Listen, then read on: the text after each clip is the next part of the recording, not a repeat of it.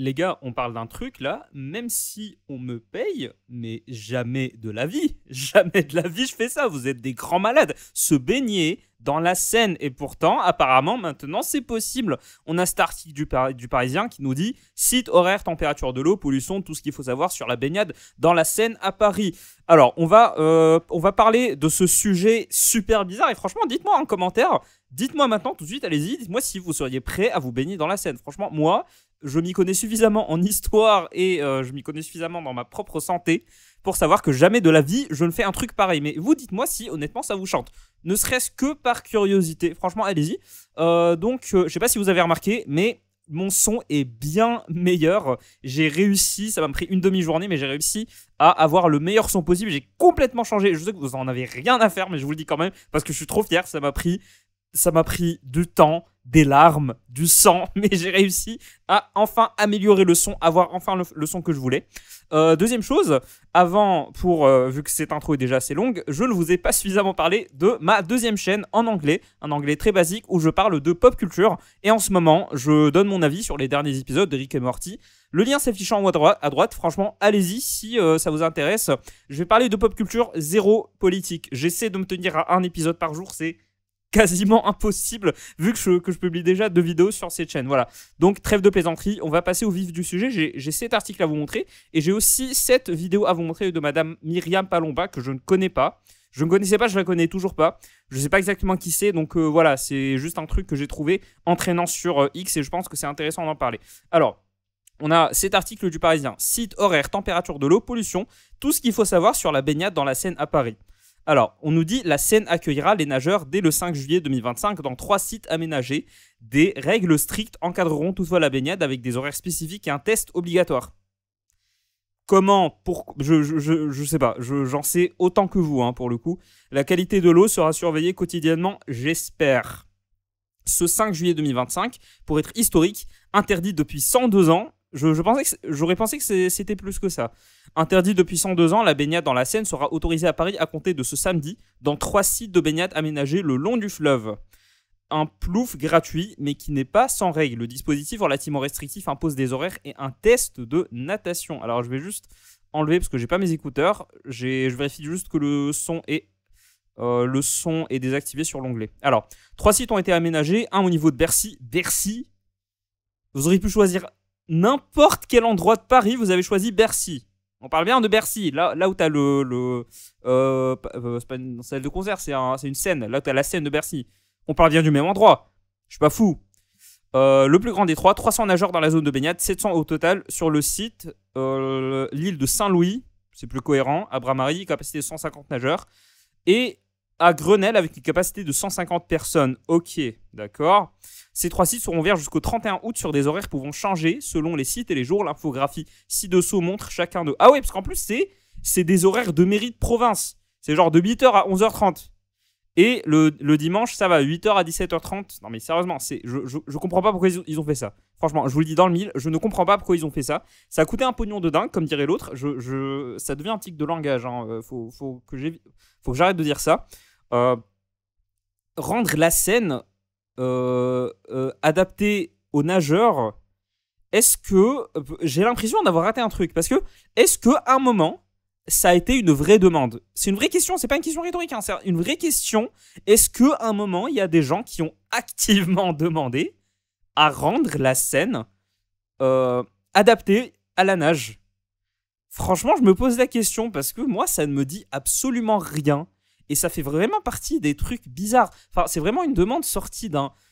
On dirait une demande sortie d'un téléfilm, mais pas les bons téléfilms. Tu vois, le téléfilm là qui passe le jeudi à 15h quand tout le monde est au taf, tu vois. Bref, s'il y a des vestiaires sur le site de Grenelle et de Bercy, ce n'est pas le cas à Bras-Marie où il faut donc venir en maillot de bain. Des casiers sont disponibles sur les 3 sites. Non, mais c'est un vrai aménagement. Vous savez combien d'euros ça coûte, ce genre de truc? Vous savez combien ça coûte? Et en plus, on n'arrête pas de nous bassiner avec le fait que la mairie de Paris fait partie des plus endettées de France, je crois. Mais en tout cas, la mairie de Paris, je sais pas si c'est la plus endettée. Par contre, c'est la moins supportable niveau bureaucratie. On dirait que t'es en Italie du Sud. Le constat est sans appel. Alors, Comment est-ce qu'ils vont organiser ces tests? On va voir ça. Seulement les personnes sachant nager peuvent accéder au site de baignade et ça sera vérifié. Comment tu vérifies si des gens peuvent nager?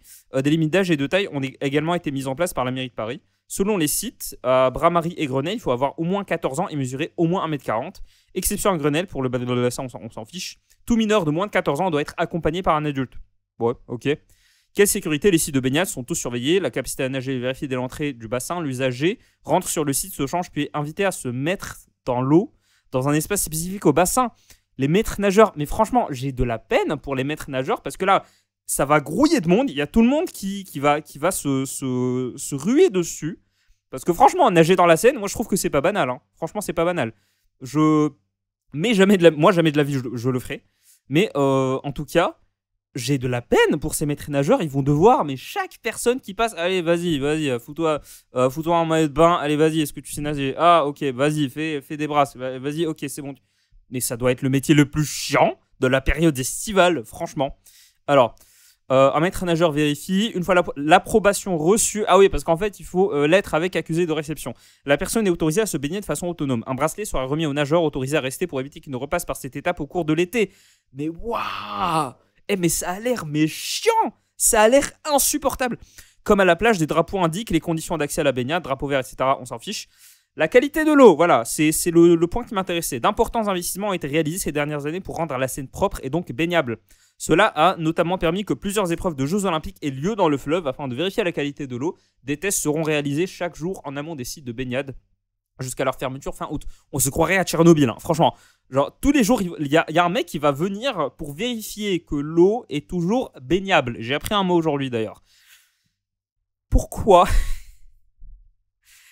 Il y a des gens qui crèvent de faim. J'ai pas envie de faire le truc de il y a des gamins qui meurent de faim en Afrique. Mais là, s'il y a un moment dans l'histoire de ma chaîne où je pouvais le faire, c'est là.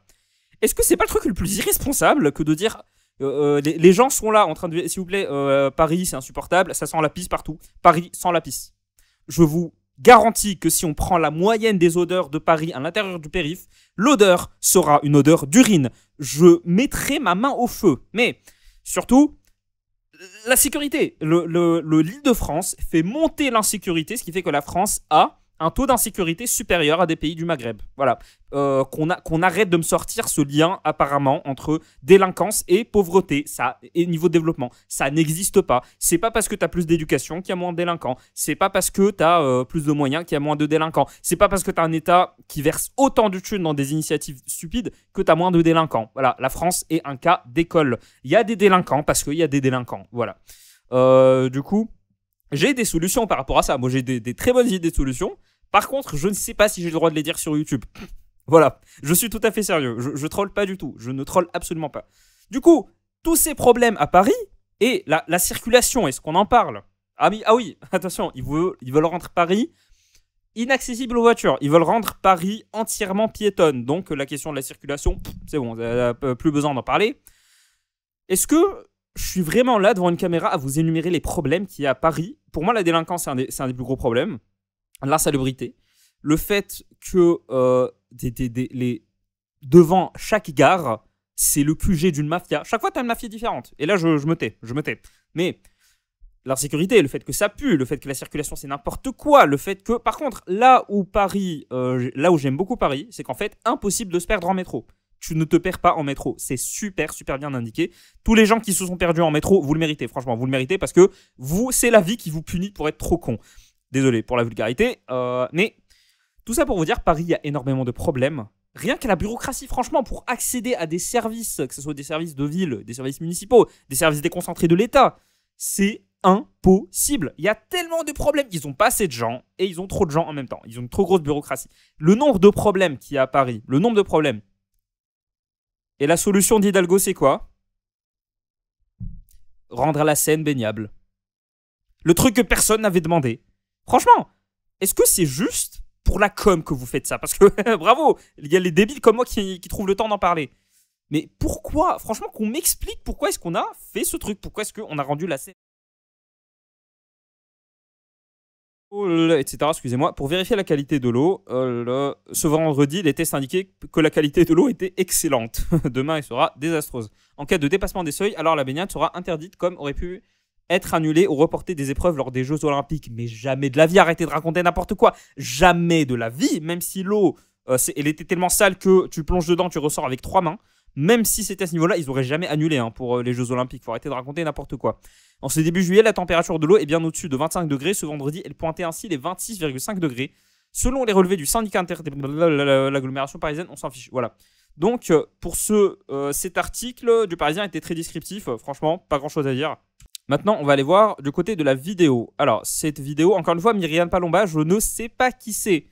Je ne me rappelle plus qui avait partagé son compte et je suis tombé sur cette vidéo. Je trouve qu'elle est très intéressante. On va écouter ça. 1,6 Alors, je ne sais pas si vous entendez en fait. Alors, normalement, le son est suffisamment fort. On va voir la vidéo tout de suite. 1,6 milliard d'euros, c'est ce qu'a coûté le nettoyage de la Seine pour les JO de Paris. Eh bien, figurez-vous que la mairie de Paris a décidé d'ouvrir des plages où vous pourrez vous plonger dans la Seine comme si vous étiez en Méditerranée. Eh bien, pas tout à fait. Alors, ces plages qui ont ouvert, c'est notamment à Bercy, notamment quai Grenelle ou au Bras-Marie. Et donc, la mairie de Paris vous propose tout simplement de prendre votre petit parasol et de plonger, comme je vous le disais à l'instant. Sauf que l'Agence régionale de la santé est très vigilante parce qu'il y a une bactérie dans la Seine qui les ARS qui ont complètement laissé tomber, dans la première vague du Covid, ils ont complètement laissé tomber les hôpitaux qui ont dû se débrouiller tout seuls. J'ai fait un stage là-dessus. C'était à mourir de rire, franchement. Les autorités déconcentrées en termes de santé, franchement, mais allez bien vous faire voir. Aujourd'hui, je suis gentil, je suis poli. S'appelle Escherichia coli et qui vous peut engendrer, figurez-vous, des conjonctivites, des gastro-entérites et des otites. Franchement, si j'étais à votre place, j'y réfléchirais à 2 fois avant de mettre ne serait-ce qu'un ongle dans la Seine. Dites-moi évidemment ce que vous en pensez dans les commentaires. En tout cas, personnellement, je trouve que 1,6 milliard d'euros dépensés avec les sous du contribuable, tout ça pour avoir une gastro-entérite, je ne crois pas que ça valait du contribuable. Juste pour être sûr. Tout ça Juste pour être sûr. Avec les sous du contribuable. En tout cas, personnellement, je trouve que 1,6 milliard d'euros dépensés avec les sous du contribuable, tout ça pour avoir une gastro-entérite, je ne crois pas que ça valait vraiment le coup. Voilà, j'attends vos commentaires avec impatience. 1,6 milliard. Est-ce que vous vous rendez compte de ce qu'on peut faire avec ça? C'est gigantesque et personne n'avait demandé. Franchement, c'est un truc, mais tellement... Je sais pas, c'est même pas au niveau de Black Mirror, c'est... Il y a tellement de problèmes dans la ville de Paris. Les premiers à témoigner de ça, c'est pas moi. Ce sont les Parisiens eux-mêmes. C'est les Parigots. Vous êtes les premiers à dire que Paris, il y a plein de problèmes. Mais en même temps, vous êtes les premiers à dire que vous ne vous voyez habiter dans aucune autre ville que Paris parce que la culture, machin truc. Ouais, blablabla, c'est bon, on a compris que vous avez un syndrome de Stockholm avec Paris. C'est pas grave, ça arrive à tout le monde. Et au moins l'honnêteté de reconnaître qu'il y a plein de problèmes. Et franchement, pour le coup, les Parigots sont assez honnêtes sur le fait que leur ville regorge de problèmes. Par contre, sérieusement, qui a demandé ça? Les premiers nageurs plongent dans la Seine. Voilà, ça ressemble à ça. Toute cette infrastructure. Franchement, on dirait pas que ça coûte énormément de thunes. Mais ça, je vous dis pas ce que ça coûte. Parce que faut des gens pour acheter, faut des gens pour trouver des entreprises qui seraient... Ça dépend s'ils sous-traitent ou pas. Ça aussi, il faudra qu'on en reparle, de la sous-traitance dans les milieux des autorités décentralisées ou même des autorités déconcentrées dans certains cas. Faudrait qu'on en reparle, ce serait assez intéressant, mais faut des gens, en fait, faut que quelqu'un trouve pour acheter ça, faut que quelqu'un regarde au niveau de la loi ce qui est faisable, faut que quelqu'un regarde ce qui est faisable au niveau de l'infra, faut que quelqu'un se charge d'embaucher des gens, faut qu'il y ait quelqu'un qui supervise le fait de la construction, faut quelqu'un pour superviser, faut quelqu'un pour au niveau des RH vous voyez, c'est un imbroglio qui relève de la mairie de Paris et qui coûte un pognon de fou, alors que Paris, franchement, c'est 1 milliard. 1 milliard. Le nombre de trucs que tu peux faire avec 1 milliard. Qui avait demandé ça? C'est une vraie question. Qui avait demandé ça? Est-ce que la politique de Paris, ça va être ça? En fait, les rares fois où j'ai la malchance d'être à Paris, je me dis, est-ce qu'il y a vraiment des gens qui ont demandé ces trucs? Je vois les installations, les infras, tout ce qui tout ce qui est de l'urbanisme, en fait, je me dis, mais est-ce que les gens ont voulu tout ça? Ça en fait partie. Est-ce qu'il y a des gens qui ont demandé ça? Est-ce que la priorité de Paris, ça serait pas le nettoyage? Au moins de rendre la vie vivable au niveau olfactif. Je sais pas. Je pourrais gueuler sur Paris pendant des heures et des heures et des heures. Mais là, pour le coup, c'est typiquement le genre de politique que personne n'avait demandé, qui est complètement inutile, qui relève uniquement de la com.